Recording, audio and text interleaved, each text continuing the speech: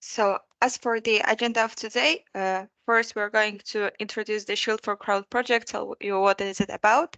Then we'll explain a little bit what is the PCP, as the pre-commercial procurement concept may be new to some of you. Then we'll just go about the 3 use cases that were identified by the consortium so far and the technology gaps related to the use cases. Then we'll tell you a little bit about the state of the art regarding the technologies that are already on the market. And then we'll talk about the public buyers group, how to get involved, and what will be expected of the public buyers group members in the PCP proposal and also in the future project. And then we'll have the time for questions. So I guess, Andrea, I believe you are going to introduce the project, or should I? Oh, you can introduce the project, yeah. Okay. So SHIELD4CROWD project aims to set a baseline for pre-commercial procurement in European ecosystem.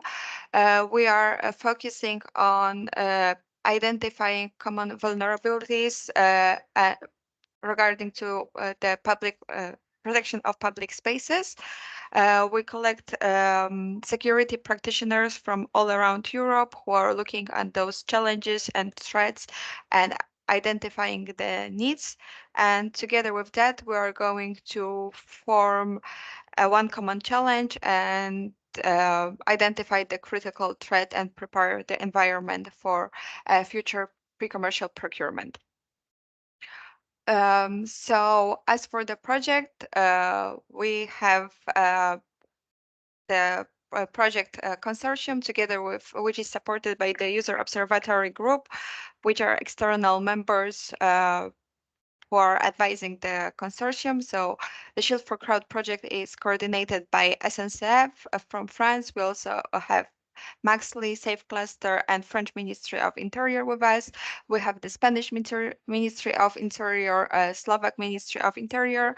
From Slovakia, we also have the ESME Institute.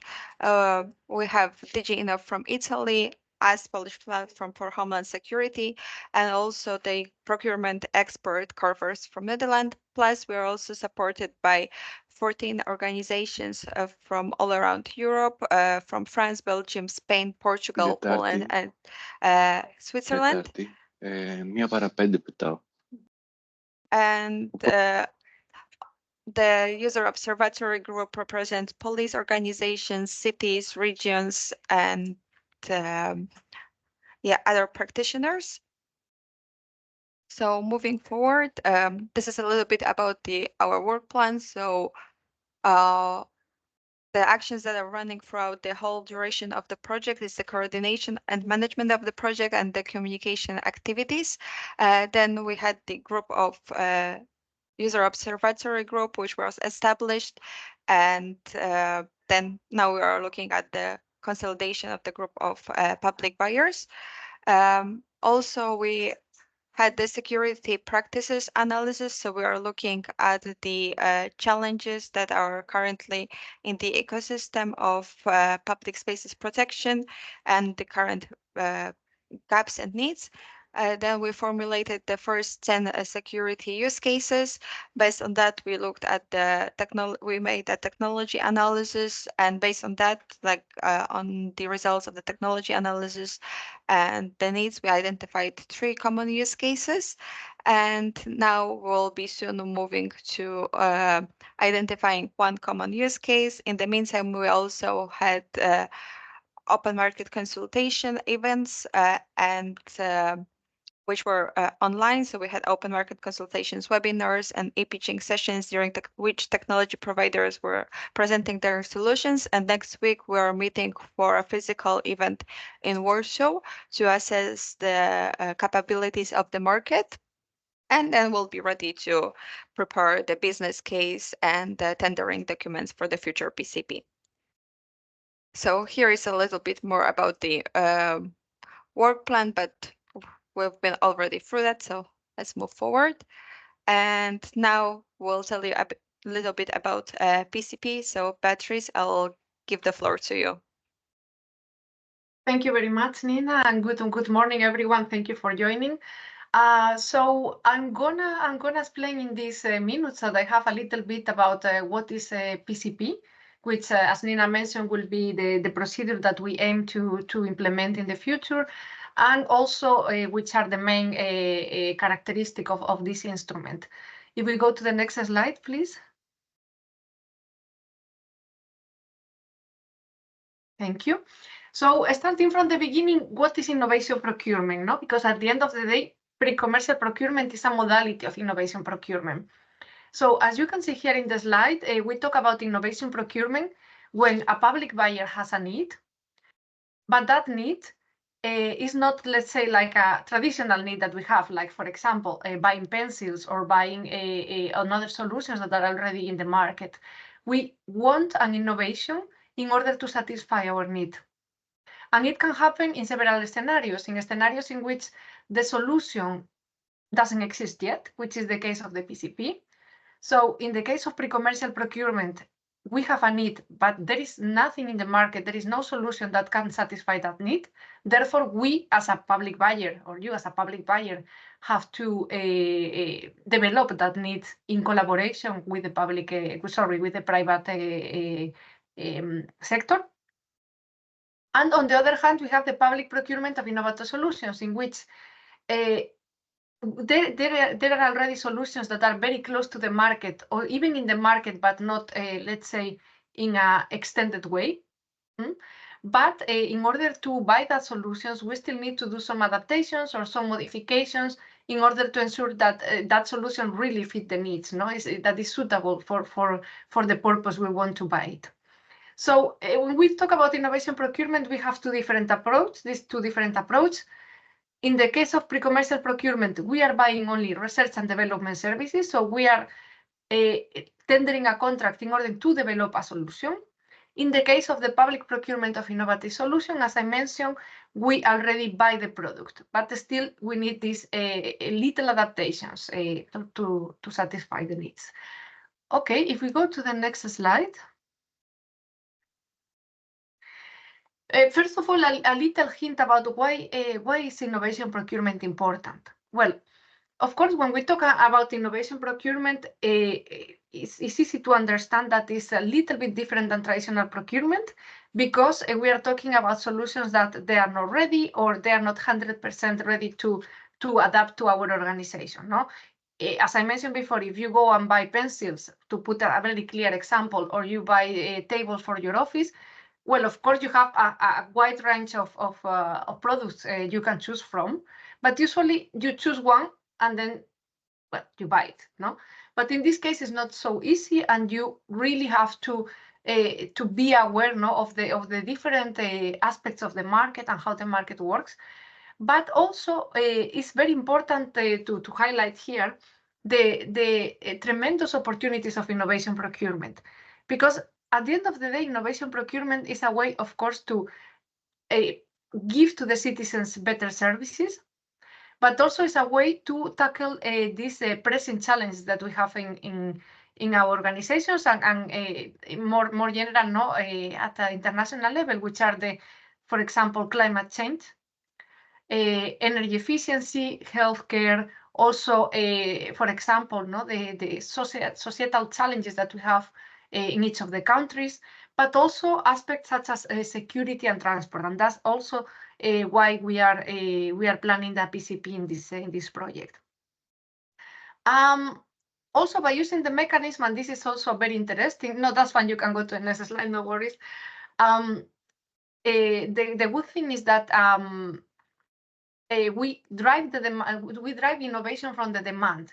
So we don't wait as public organizations that the private sector comes and offer an innovation, but we say, okay, we want to innovate this certain aspect. In this case, in the case of this project, we want an innovative solution to manage the crowds in public spaces, and we want the private sector to give solutions. So we are driving the demand. We are driving innovation from the demand side, let's say, from the public sector. I mentioned before that we have two modalities: pre-commercial procurement to buy research and development services, and public procurement of innovative solutions to buy solutions that are very close to the market, that they are quite mature. And you may think, okay, we have two main modalities, but when we use this and when we use the other, no? How we can choose from these two modalities? Well, it will depend basically on the technology readiness level of the solution. To make it clear on how mature is the solutions that they are already available in the market. So we have a need. If we go to the market and we see that there is really nothing, and we do our research as public buyers, and we come to the conclusion that in the short term, there is not going to be available a solution that can satisfy that need. So if we are in between a tier level, if you see here this graphic, 1 and 8, then we have room for research and development. We have to use a pre-commercial procurement approach. If on the other hand, we go to the market and we say, okay, I see that there are some solutions that are almost ready, they are almost there, but they need this little push from the public side to go to the market and commercialize that solution. So if we are at tier 9, in which we have a system that it has been proved to work in an operational environment that we can go and buy, then we will be in the case of a public procurement of innovative solutions. And we still have another approach which will cover both of them, which will be the innovation partnership, in which we have basically two parts, a part dedicated to research and development and a second part dedicated to the deployment. But in the next slide, I would like to focus, now that I give you this general idea of what is innovation procurement and what modalities can fit in this approach, I would like to focus on pre-commercial procurement. And the reason why I would like to go in a little bit more detail is because, as it was discussed by Nina, the idea is that after SHIELD4CROWD, after this project finishes, a follow-up procurement will happen. And well, given the maturity of the solutions available in the market, we have done our research, our work. We come to the conclusion that pre-commercial procurement will be the most suitable approach in this case. So I mentioned already a little bit, but the main objective of pre-commercial procurement is to buy research and development services. And why? The reason is that there is no solutions available in the market that can tackle all the different functionalities, all the different aspects of our challenges. It may happen that there are some solutions that tackle some of them, but if we want an integral and end-to-end solution that cover all the different aspects that we are looking for, we still need to do research and development. If we go to the next slide, please. Well, here you can see a little bit especially in the right side of the screen on the orange graphic, you can see that we have different phases in a PCP. So one of the phases, I will say the most particular or special characteristic of pre-commercial procurement is that it is composed of several phases. Usually we have a first phase, which is the solution design, basically designing a solution on paper.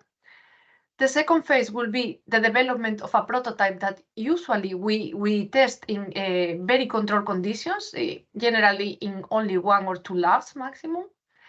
And then we have phase 3, in which we already have a prototype that it seems that is working, and we want to try it in real conditions, in operational conditions, to see if it really works. And also you can see that we have several suppliers. So in a normal procurement, usually you have one contract and one supplier.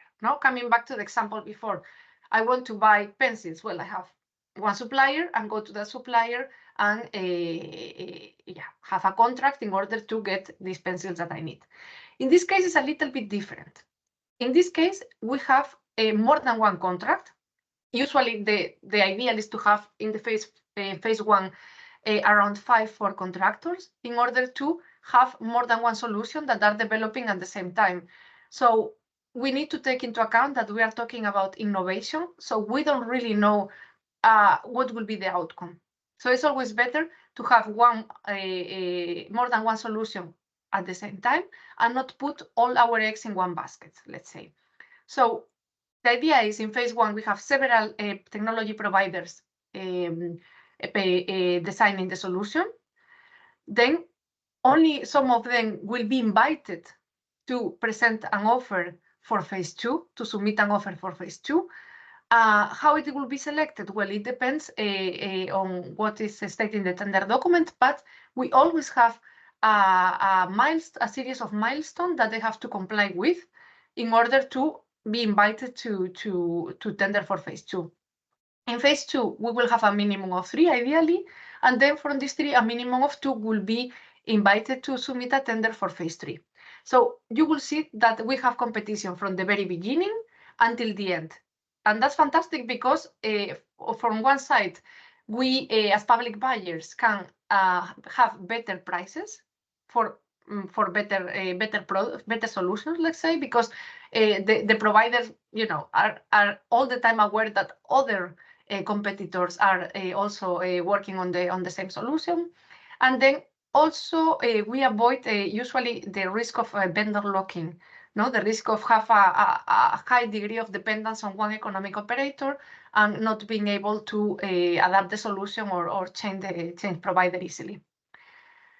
Another feature that is very interesting in pre-commercial procurement, because of course you may think, well, okay, but why as a supplier, should I develop a solution at the end I'm not gonna gain anything? Well, that's not. It depends on the case, but usually there is a risk-benefit sharing under market conditions. That means that the public buyer, of course, is paying for the solution, so it will have the full right to use the solution under licenses, but the intellectual property rights of that solution, the ownership, will be on the contractor. So the contractor who generates that solution will have the possibility of own the solution and commercialize that solution, which is also a purpose that we want to foster, not that solution goes to the market.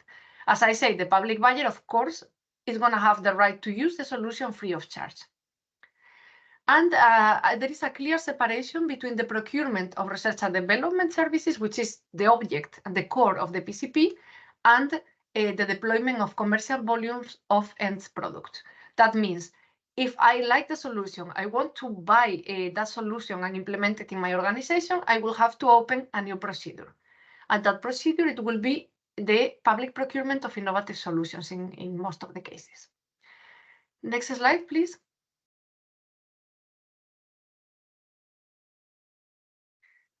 And what are the benefits of PCP? Well, the benefit PCP is an instrument that is particularly interesting because it's beneficial for everybody. Let's say, it's a win for all, as we say, because of course contracting authorities are the main beneficiaries, which makes sense because they put the money. And the main benefit, let's say, of thinking also from the purpose of the public administrations to serve the public interest will be to improve the quality and efficiency of the public services. So provide better services to the citizens in also better conditions and with advanced technologies. Also, something that I mentioned before, it helps to achieve the desired degree of interoperability. So we are trying here to avoid this dependency of one provider that say, okay, I want to change provider, but I cannot because, well, the solution I have now is not compatible with other solutions. So in this case, we foster from the very beginning interoperability, in certain cases, even open standards in order to ensure that, well, the solutions that it's developed, it will be compatible with other solutions. It also allows, because we have this competitive approach, to get better quality products or solutions at better price. Also, and this is something very interesting, because we usually focus on the result, but the process is also very important. And this is because this pre-commercial procurement processes is also a learning path for the contracting authorities. That means the contracting authority learns about what is going on in the market, what the different providers can offer, and also what are the possibilities of the solutions in this field. That means that in the future, I want to conduct a pre-commercial procurement of, a public procurement of innovative solutions to buy that solution. I have already a lot of knowledge about the market, about what's going on, and about the capabilities of the providers. And that's always a lesson learned, that regardless of the result of the PCP, something that it will be very valuable for the contracting authorities. Also, as I mentioned, I will have the opportunity of using the solution free of charge.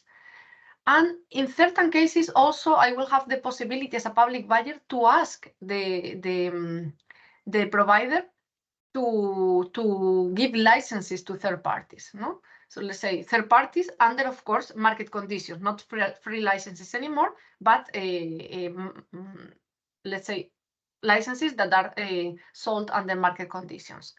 In the case of the suppliers, also it's very interesting for them because it accelerates the process of bringing the results to the market. It also shortens time to market because we have this, let's say, help or push from the demand side, and also, of course, it helps small companies, startups, to have access to new markets and also to the public procurement market, because in traditional contracts, sometimes the requirements in terms of financial requirements, capabilities that the provider needs to fulfill is too much, let's say, for these small companies. But in this case, because we start, let's say, we start small and we are growing in the different phases of the PCP, the startups or innovative companies has the opportunity to participate in the contract and slowly grow along with the contract, let's say, with the different phases of the PCP. And it also stimulates company growth and attracts private investment. And that's something that we have seen in practice. And we have several examples in which we see that small companies that are participating in a PCP, after the PCP, they receive, let's say, an injection of investment. They receive money in many cases from venture capital organizations, and from a very small company they grow and they become even a unicorn. No, so that's a fantastic opportunity also for the private sector. For the society, well, it seems obvious, but it's always good to mention that, of course, in public procurement we are using public money.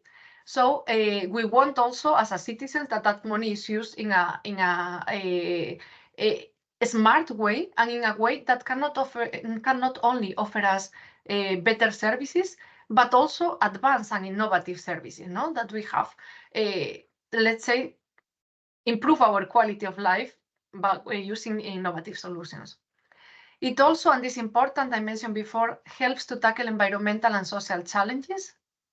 So in many cases, when we are buying an innovative solution, we have the possibility to include also this criteria in order to satisfy this, let's say, secondary or horizontal objectives. And it also creates high added value jobs in Europe, and of course, contributes to sustainable economic growth. If we go to the next slide. Well, now is the time of legal framework. Just a little comment about what is the legal framework for PCP. And the reason why I want to mention this is because there is a difference regarding the other types of public procurement that any contracting authority can conduct.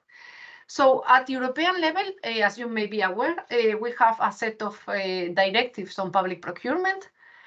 So the main one, let's say the common directive is the Directive 2014-24 that regulates all the public sector contracts. Then we have other directives that you can see here that tackle more specific issues in public procurement, also utilities, concessions, the Defense and Security Directive, and the Remedies Directive.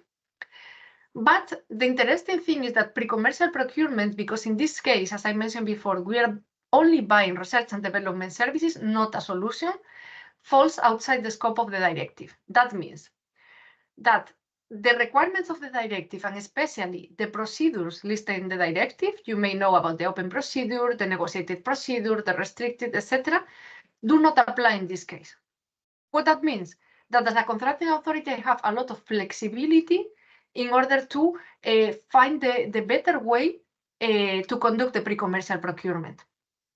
And also, it falls outside the scope of international public procurement agreements that may condition the procurement in other ways. That means more flexibility in order to satisfy my needs, in order to develop innovative solutions. If you go to the next slide, please. But of course, we cannot do whatever we want because we still have at European level and also some general guidelines, some principles that we need always to take into account. That means we are not constrained by the procedures in the directives. However, there are still some aspects that we need to consider. And I'm talking about the principles that are described in the Treaty of Functioning of the European Union. These principles are stated here and are basically the principle of transparency, that is very linked to the principle of equal treatment and non-discrimination. This principle basically ensures that everybody knows about the procurement by publishing. So this is the obligation of publishing the contract notice, so everybody is aware of the procurement and they can participate if they wish. The principle of equal treatment, this basically means that every provider has to be treated in the same conditions, so we cannot discriminate people from other member states, so it has to be open and everybody has to have the same information and the same opportunities. Non-discrimination, as I mentioned, no? Everybody from every supplier from different member states needs to be accepted. We cannot favor, for example, French companies or Dutch companies, etc. No, we have to have this open approach. And then proportionality, which is also very important because it tackles or it refers to the selection criteria, our criteria. So basically the requirements that the public buyer includes in the contract, in the tender document, needs to be proportionate to the object of the contract. So for example, we cannot ask the technology providers to have disproportionate, let's say, financial capacity. No, we need that they have the financial capacity to perform this contract, but not like a much bigger contract, let's say. And also at European level, we have the communication from the Commission from 2007, pre-commercial procurement, driving innovation to ensure sustainable high-quality public services in Europe. This communication is key in order to understand the requirements of pre-commercial procurement and the different approaches that we could use in order to conduct this approach. In compliance, of course, with the stated regulation, with the research and development regulations, etc. So basically, we don't have to follow specifically the procedures of the directive, but we have another instrument that we need to take into account if we want to conduct this approach. But again, this is very flexible. It gives us a lot of opportunities, and of course, is fit for its needs. Let's say, no, it's not that you're going to the market to buy a solution that is already there, but it's that you are developing a solution that is fit for your needs, and you ensure that it's gonna, let's say, satisfy what you're looking for. And I think that was my last slide, right, Nina? Yeah. So, well, thank you very much. If you have any doubts, I'm happy to answer later. Thank you. Yes, so I can take over and now tell you a little bit about how we'll be using the pre-commercial procurement in the SHIELD4CROWD project. So as Beatrice said, we are using the approach to answer to the needs for which we don't have the technology. And to identify the one common challenge, we use the use cases approach, where first we identified 10 use cases, and then we limited it to the 3 use cases, 3 scenarios, which are coordinated bomb and CBRNE attacks, concerned by new chaos due to disinformation, and a third one, which is a terrorist attack on a train station and the surrounding areas. We'll tell you a little bit more about the scenarios in a little while, but those are the challenges we are looking at in order to have a future pre-commercial procurement in the SHIELD4CROWD project. So what will be the advantages of the SHIELD4CROWD? First, we gather information to understand the potential solutions that are already in the market and then could be within the scope of the project. We challenge the technology vendors to come up with new solutions.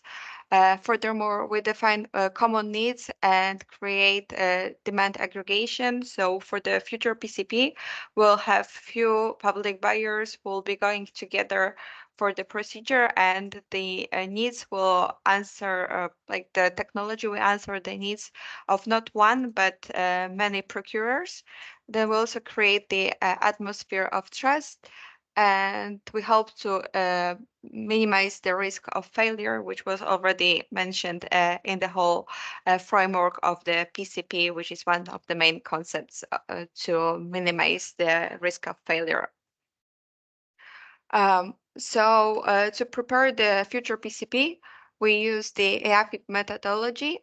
First, we have the research needs. So we have the matchmaking events and e-pitching sessions during which the technology providers tell about their solution, what is available on the market, and how those solutions can tackle the needs that we have identified.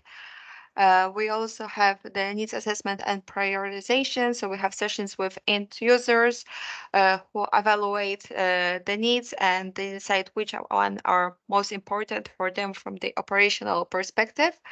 We also have the state-of-the-art analysis, where we are looking on the solutions already available on the market, but also on the patents, on the literature, what are the new and upcoming trends, and the solutions that we can expect on the market in the future. Then we'll have the open market consultation.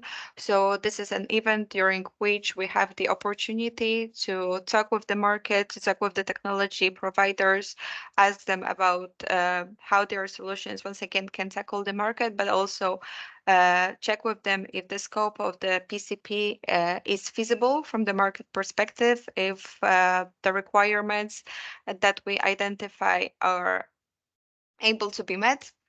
Then we prepare the business case with the cost and benefits analysis for the scenarios. And after that, we're going to prepare the procurement strategy and the tender document. So here we have all the legal parts, and then we'll have the procurement steps. So once the tender documents are ready and announced, we will have the tender process started, will be published, and we'll be collecting the bids. And then the public contracts will be awarded. Then we'll have the execution and management of the contract. In the next steps, we have the post-contract management, and finally, the evaluation of the whole process and the lessons learned from the PCP. And as Beatrice said, the PCP is characterized by the development of phases, and that's also what we're going to have in the SHIELD4CROWD project. So first of all, we'll have the preparatory stage, so it will be the pre-tendering. We'll collect the requirements from the public buyers on the solution, and we'll update the state-of-the-art and the methodology we had. We will have the business case ready, we'll have the open market consultations, and we'll also work on the evaluation criteria and verification and validation strategy, which will be used to assess the solution that will be developed in the next phases.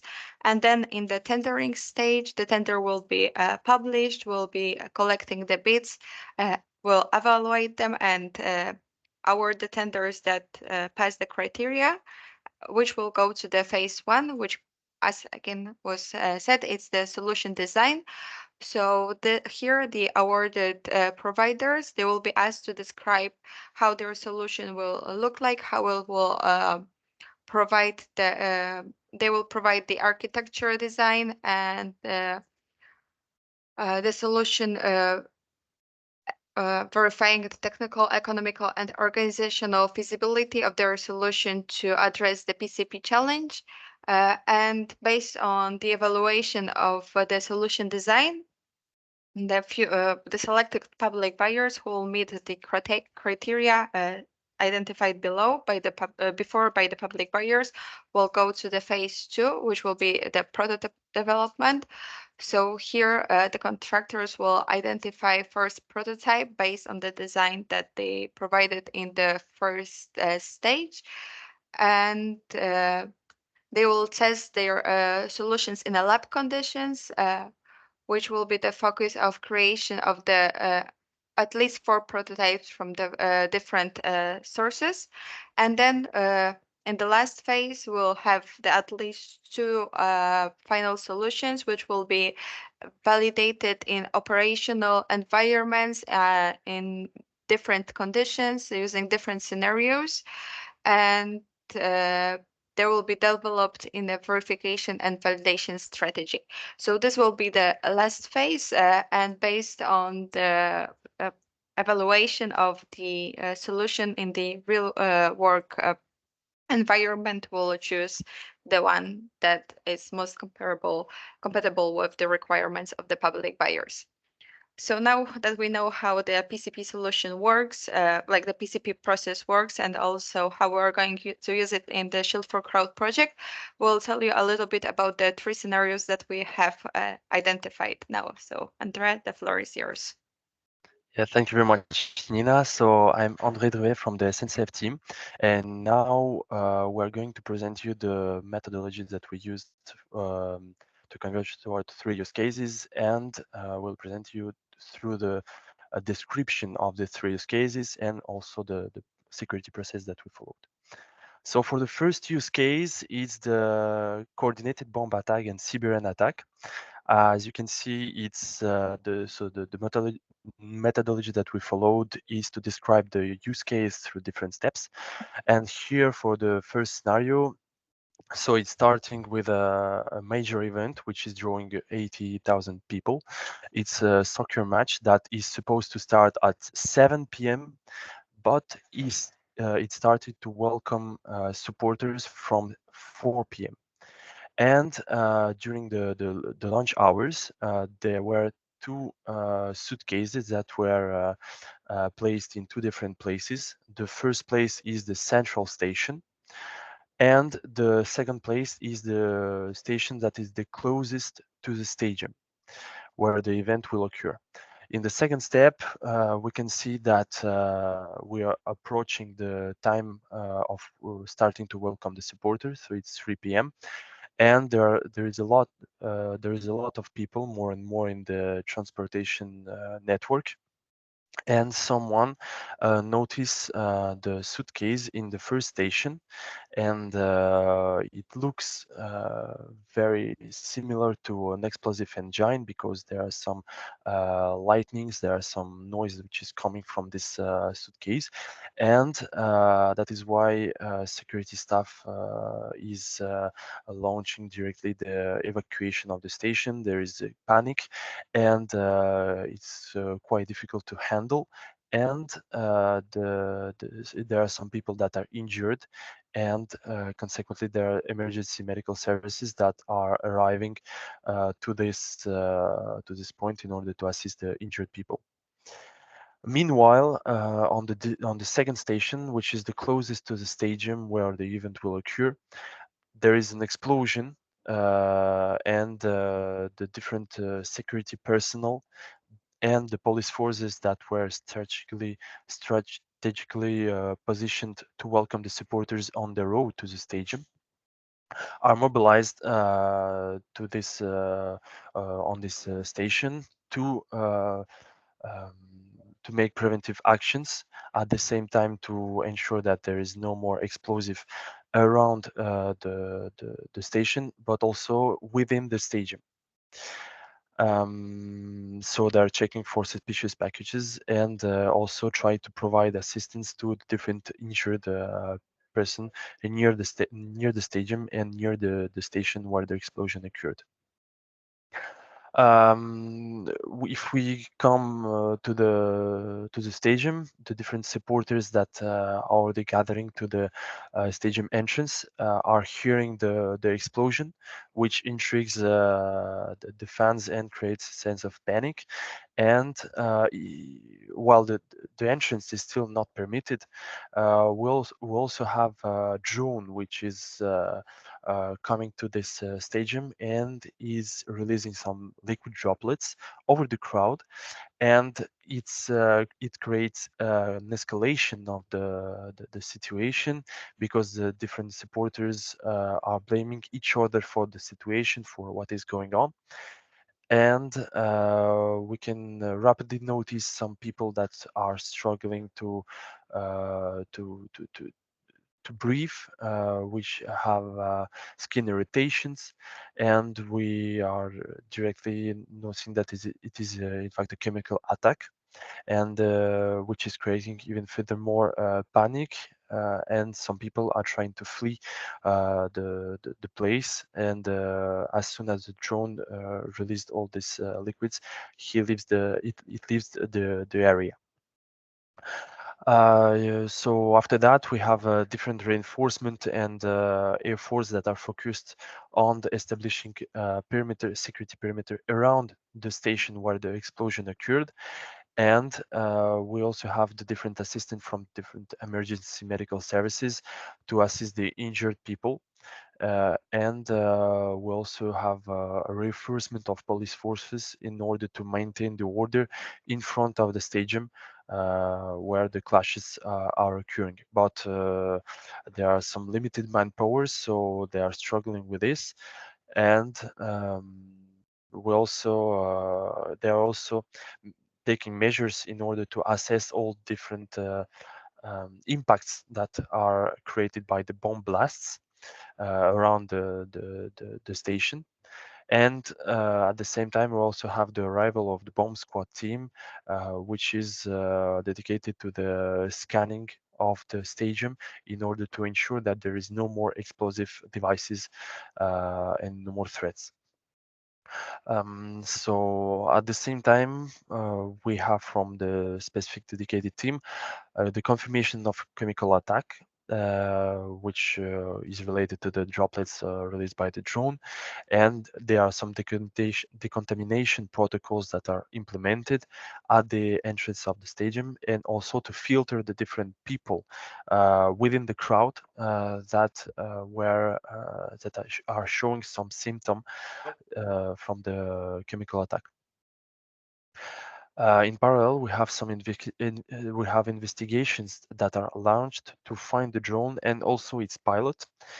And we also have the arrival of the anti-riot units in order to establish the order and to prevent further escalation of the situation. Finally, in the last step, in the sixth step, despite the effort of the anti-riot units, we have some people that are still making trouble. So some people are arrested and detained. The coordination of the different forces, security personnel, emergency services, were noticed to be crucial in order to ensure the safety of affected individuals. And due to the explosion, the transport services are temporarily suspended, and the people that placed the bombs within the two places, and also who conducted the chemical attack, are still not found. Now, if we go to the next slide, we can see the analysis that we conducted through the security process, which is described as follows. So it's 5 steps, which are going from the first step, prevent, protect, until the post-investigation step. And we analyzed these steps through 2 scopes. The first one is the needs that are associated to the different steps, and also the examples of technologies that we identified in order to counter these needs, and that are these technologies were identified through the catalog of solutions which was created with the different responses that we received from the technology vendors.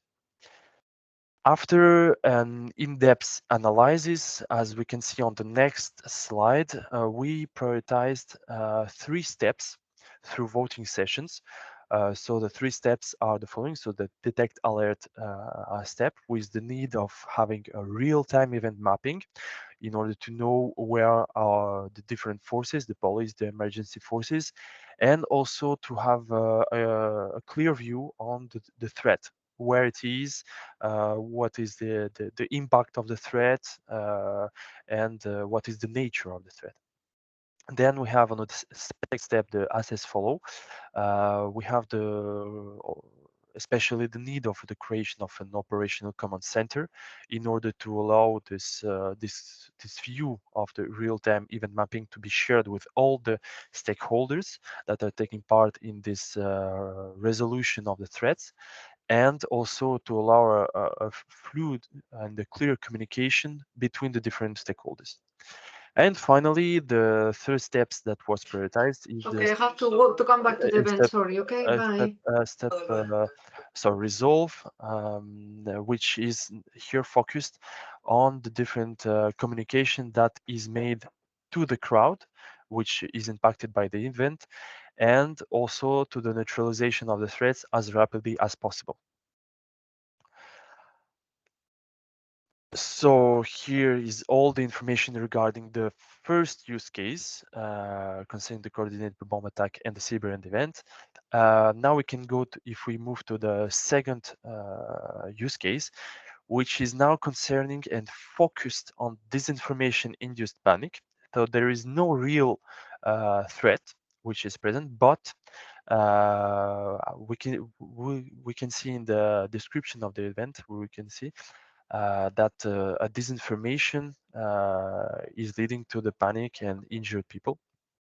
So this scenario is described as following.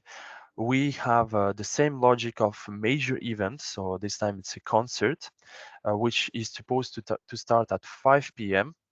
And with official entries starting at 2 p.m. And on the social media, we have an information regarding a bomb threat within the concert hall that is spreading across the social media. And this information is not verified, but it's really rapidly spreading and creating already a sense of panic within the concert goers. And in parallel, we have also a second event, which is related to the Pride Walk, which is a march which is occurring nearby the concert event, and is gathering approximately 6,000 participants. So we have this information that is further spreading across social media, and also people that are nearby the concert hall, and it's creating anxiety within the attendees, and the security personnel and all representatives of security forces that are present here cannot provide any official information to the attendees, which is fueling their anxiety. And there are also some troublemakers that are taking advantage of the situation in order to harass and provoke the different concert goers. And at the same time, we talked about the march that is going on in parallel. So there are some counter protesters that are blocking this march nearby the concert hall, and it's created also an escalation and confrontation between the protesters and the counter protesters. We have an escalation of this tension, and there is even a detonation that occurs, a detonation that is not harmful to the protesters or any people, but is really noisy. And among the different information that is spread, some attendees and concert goers are thinking of gunfire, so they are shouting about gunfire, and it's leading to a panic among the crowd within the march, and also within the people that are gathering in front of the concert hall. And there is also an escalation in the violence because people are throwing some rocks and Molotov cocktails. We have some the security forces and police forces that are working on restore the calm, and also the anti-riot police units are deployed in order to separate the two conflicting groups within the march and to restore the order. At the same time, we also have the specialized anti-bomb squad unit, which is coming to the concert hall in order to scan and assess the situation in order to spread after that the official information about an eventual presence of the bomb. So within the different violences that are occurring, we have the medical services that are assisting the injured. So there are a lot of actors involved in this situation, even if there is no major threats that is really present. So after the arrival of anti-riot units, there is even a more escalation of the situation, but it quickly returns to normal, and the calm is restored among the participants of the march and the counter protesters also. Regarding the concert, the bomb squad unit so make the assessment of the concert hall and confirm that there is no danger and no bomb that is present within the concert hall, and this information is officially spread across social media, but also to the people that are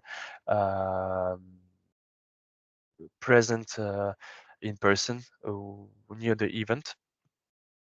So this is leading to the restore of the calm within the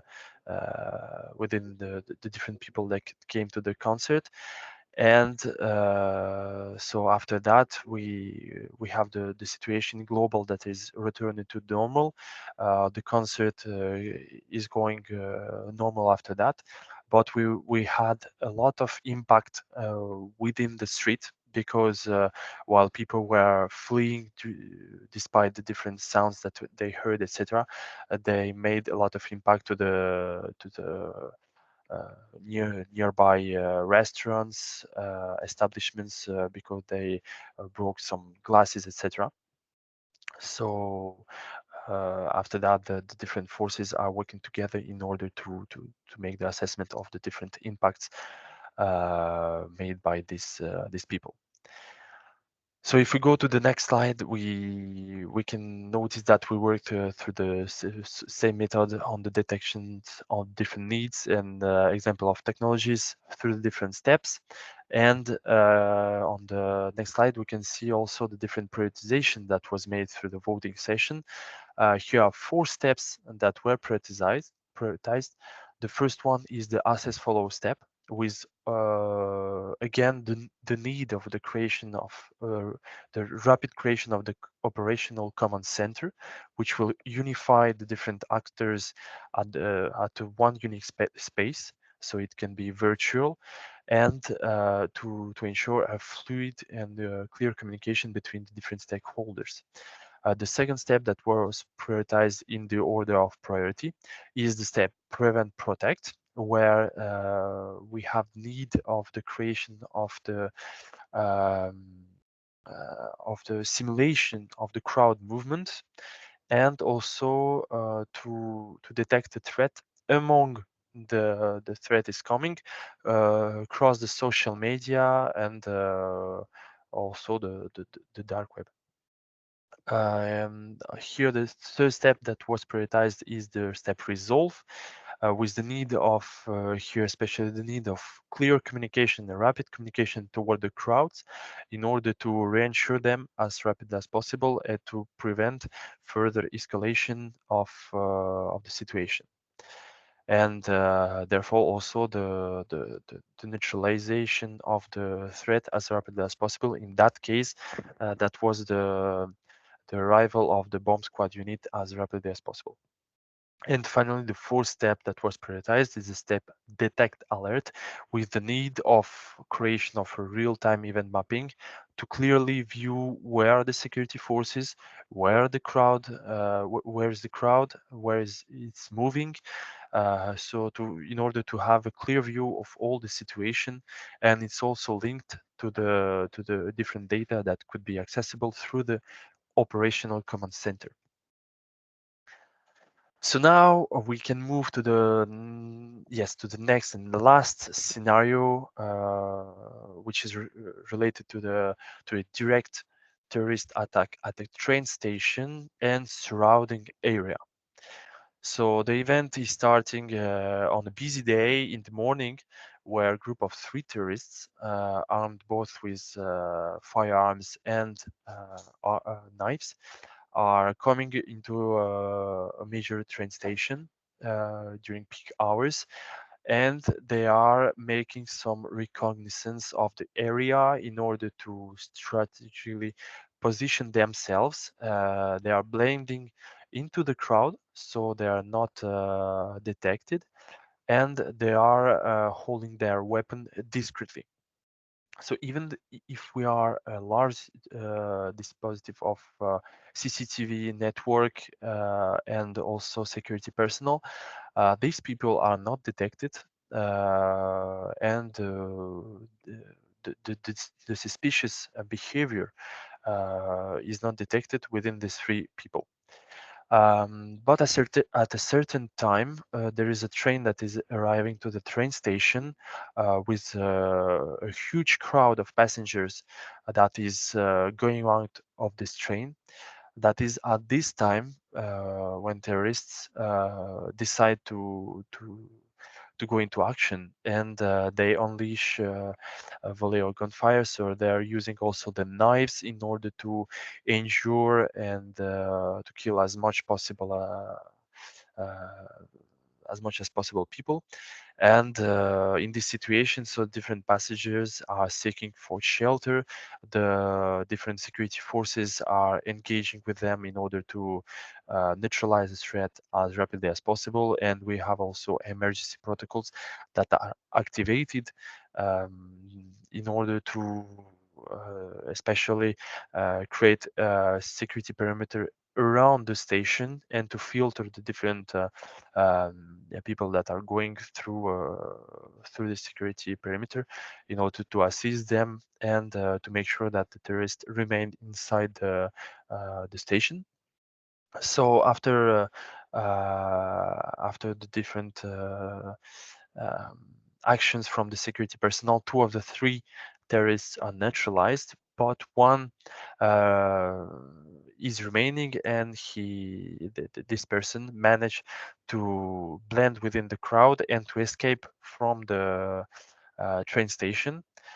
But so outside, this person is spotted by a police officer, and therefore this person is trying to flee and stab as most people as possible. So this person is instantly neutralized by the police officer in order to ensure the safety of the passerby. So after all this situation, we have the medical staff that is assisting the injured people, but also we have different people that are shocked, that are being treated, and investigations are launched in order to understand the origin of the threat and to prevent this better in next events. So if we go forward, we can see the different needs and example of technologies, and also in the prioritization, we can see that we focused on 3 main steps. The first one is the detect alert. That was the most prioritized, with always the need of having a real-time event mapping. In this case, it was the understanding of where is the crowd moving, where is the concentration of people, where are the three terrorists, where are the security forces and the police forces. We also have the need to detect the suspicious behavior in order to act as rapidly as possible, and finally also the weapon detections. In the second step, we have also the creation of the operational command center as rapidly as possible to identify these three terrorists and to coordinate the different security, police, and emergency services forces, and also to clearly communicate with the crowd in order to make the evacuation as smooth as possible. And finally, the third step, in order of priority that was focused, is the step prevent protect, with the anticipation of the crowd movements, with the simulations, and that could be done in order to prepare and anticipate different scenario. We could also work on the detection of suspicious behaviors within the crowd, and especially within these three terrorists. And finally, we could also work on the detection of upcoming threats within the social network and also the dark web. So that's it for the 3 use cases. If you have any questions, keep them for the end of the presentation. I'll be happy to answer them. Thank you. Thank you, Andre. So moving forward, we'll present you the state of the art. So as we mentioned before, the pre-commercial procurement focuses on purchasing research and development services when there are no solutions available on the market. So to ensure that what we are looking for actually can qualify as pre-commercial procurement, we conducted the state-of-the-art analysis. We looked on the what is already available on the market, and to do that, we had the call of interest. We launched it, and we asked the providers of different solutions to register their solution in the on the website. That was done between the 6th of December 2023 until 20 January 2024. Then we elaborated a catalog which is presenting the solutions that we received from the technology providers. In the next steps, we also conducted e-pitching session, which were online with technology providers, during which they could present their solution, tell about how their solution will tackle the challenges that we identified in the project. And the objective was to look on the solutions that can participate in or be part of the pre-commercial procurement, which will start hopefully in 2025. So for the catalog of solutions, we received 94 interests from European-based technology providers.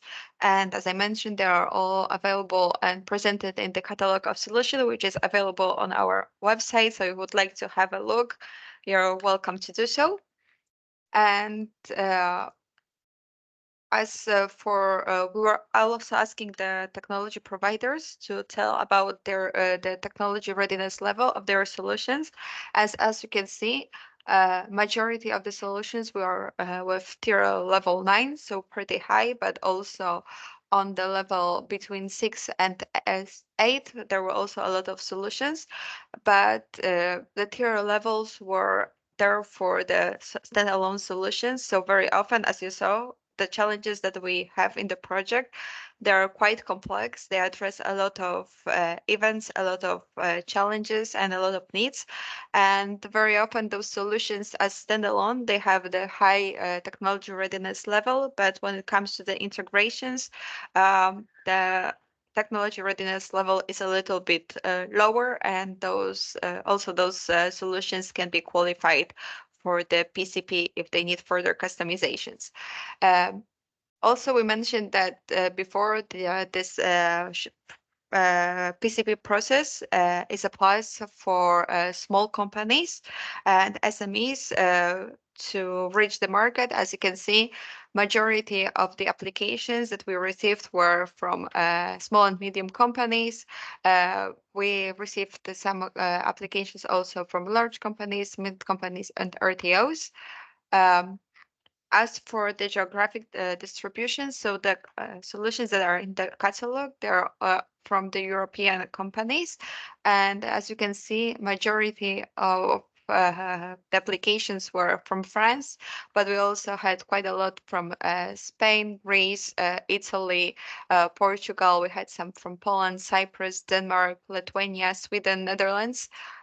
So altogether, it was quite a fair presentation of the European market, but also like the catalog was just open for a limited number of time, so not all the technology providers had the chance to register their solutions, but they're still very welcome to join the future PCP.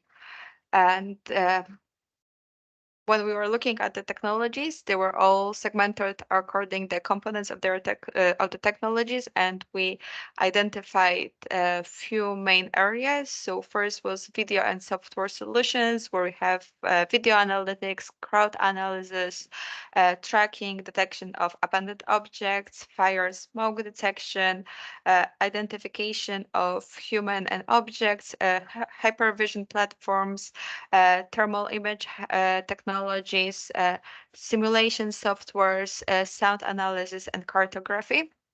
And the second category was autonomous systems. So we had drones, counter USAs, balloons, and robotics.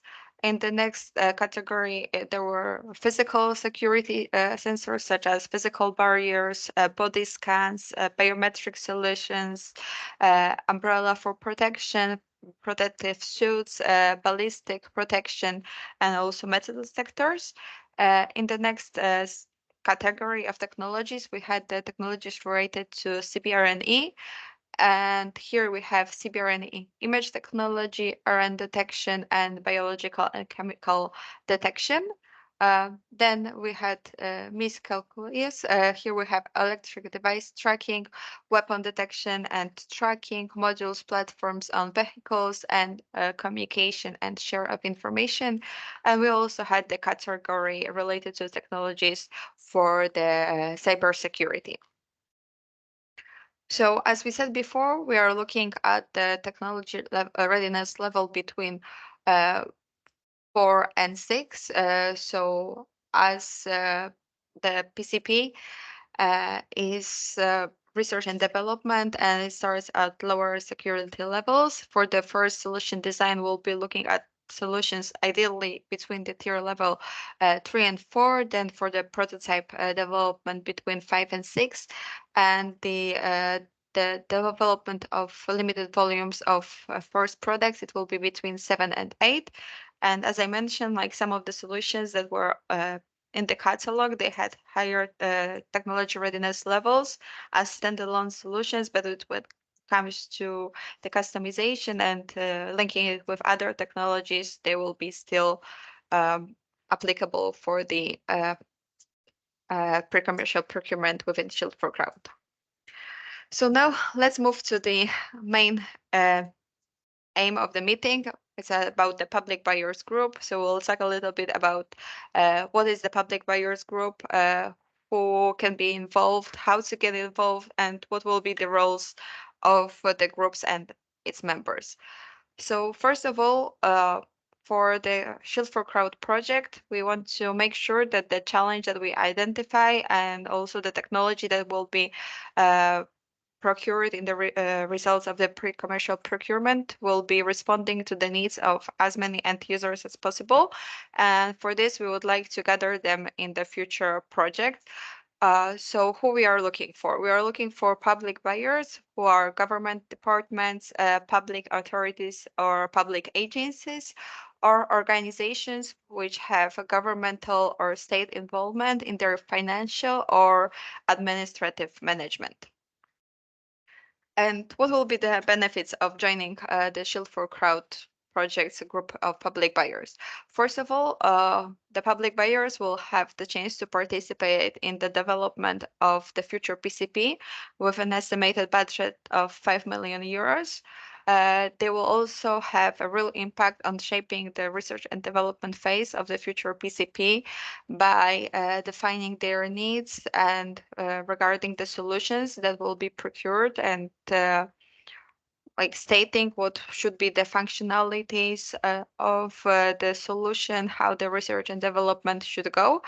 They will also ensure that the desired level of the solution and interoperability is good from the very beginning. So as I said, like they will be involved since the very beginning of the project, ensuring that all the quality is met. Once again, like the pre-commercial procurement will help to minimize the vendor lock-in, which was already mentioned by Beatrice.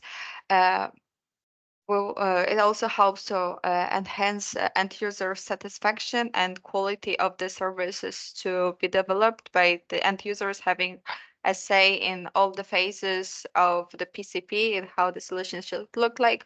It will help to obtain a better solution, better quality of the products at lower price.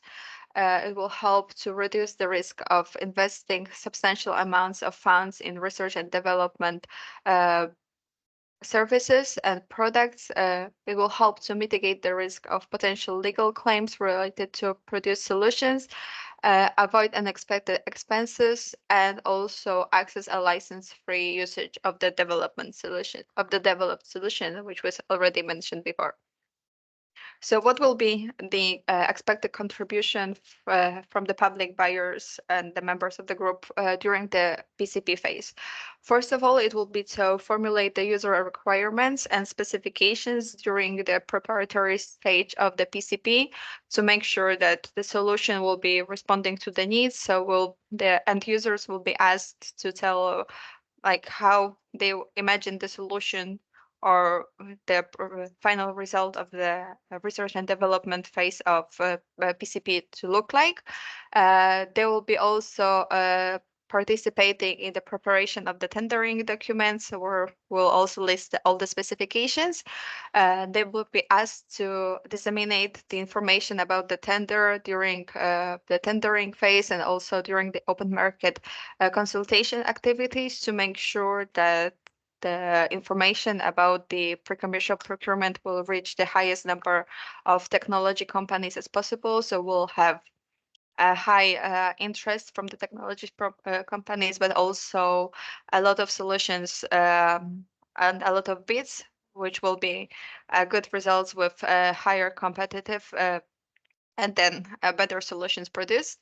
The end users and the public buyers will be also asked to evaluate the bids received. So then we'll be part of the evaluation committee, and then they will also participate in the evaluation of the developed solution at the different phases. So not only the evaluation of the bids, but as I mentioned before, we have the 3 phases of the PCP, and they will be evaluating the solution after each of the phases. And then they will be participating in the monitoring activities throughout the whole process of the PCP. So this was about the contribution during the future PCP project. But what about now when we'll be preparing the project? Well, the end users and the public buyers who will decide to join us, they will be asked to participate in the preparatory calls that we'll be having to provide their administrative data that will be used to during the preparation of the proposal that will be submitted to the European Commission, then to provide input with regard to the pilots. So as I mentioned before, the solution will be tested in different operational settings, different pilots. We're also looking for end users who could host those pilots and their premises. So that's also an important fact, and they will be asked during the proposal preparation phase to formulate the use case, and that will be happening at their pilot.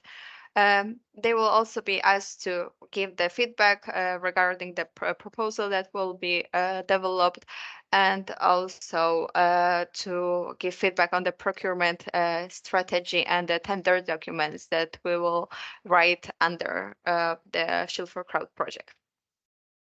And one more very important question that we are being asked a lot, it's about the intellectual property rights. So when you decide to join the group, how is it going to be divided, as you will share the knowledge and the operational, the operational knowledge that you have.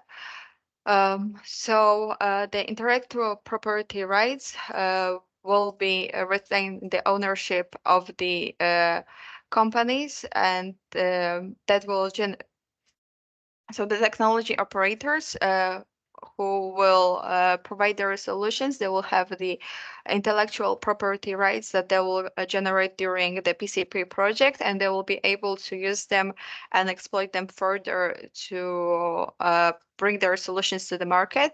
But I was mentioned before, the public buyers will have a royalty-free licenses and the rights to use the results of the research and development, and they will also have the right to ask for licenses to third parties on the market condition.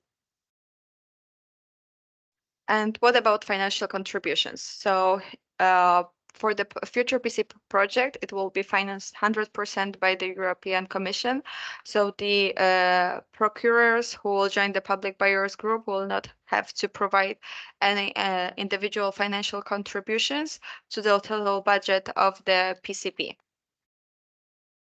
And last but not least, how to get involved. So if you decide that you are interested in the challenges and the scenarios that we developed so far in the project, we are you will be very welcome to join the public buyers group, and we'll be happy to have you there. So the first step is, please just write an email to me that you're interested in joining the group. And then in the next step, we'll have the signature of letter of interest, in which each organization confirms that they are interested in the common challenge elaborated by the SHIELD4CROWD Consortium and the UOG. So as you saw, by now we have the 3 scenarios. Soon we are going to identify the one final common challenge for which we are going to prepare the future PCP. So it's going to be a little bit smaller in scope regarding to what we have now. And then for this challenge, we're going to have the future PCP. So if you will be interested in this, you'll be invited to join the consortium as a full partner and participate with us in the preparation of the proposal, but then also the execution of the future project. So, and what about other entities that will be like to involved in the SHIELD4CROWD project, but they're neither public buyers or end users? Well, we'll have the user observatory group as we had during this project, and it will be also continued for the next project. So it will be a group of external practitioners from outside of the consortium who will be a consultative body to the project consortium, and they will be informed about the developments of the project, about the phases of the PCP, and there will be also the network to exchange information. So if you will not be qualified, or if your organization is not the type of end users or public procurers who can join the group, there will be also a way to be involved in the project in the future. So this will be all from me. Thank you very much for being here today with us. And if you have any questions about the PCP process, about the public buyers group, or about the scenarios that we have identified, you can use the chat and or just ask us now.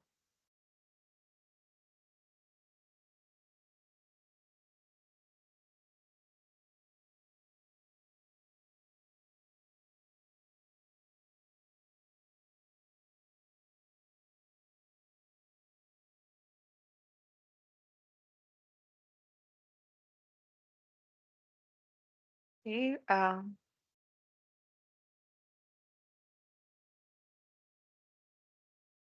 So we have a question in the chat, like, have you thought about implementing AI into technologies? From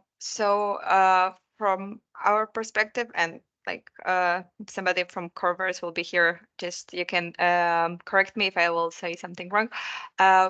We're just identifying how the future solutions should work. We are not saying exactly like what will be the different components. We'll leave this for the technology providers. So from us, it's all about saying like, oh, we need a solution which will do this, this, and that. And we just say about the functionalities, but we do not focus on the technology perspective and how it's going to be done. This will be left for the companies.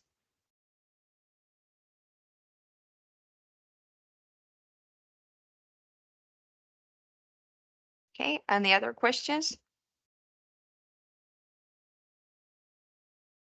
Okay, in the meantime, if we, I'd like to let you know that the recording of the presentation from today will be available on our website as well as the presentation.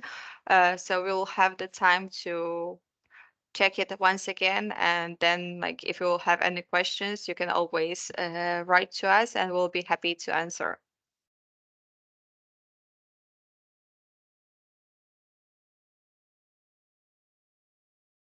Okay, so I don't see any questions. So once again, thank you very much for participating today. We are very happy to have quite a strong participation.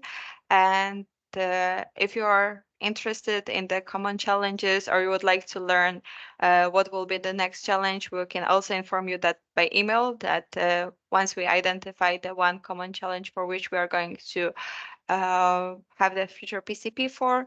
And yeah, just we are waiting for your emails, comments, and would like to see you in the future PCP that we'll have. Thank you very much for participating.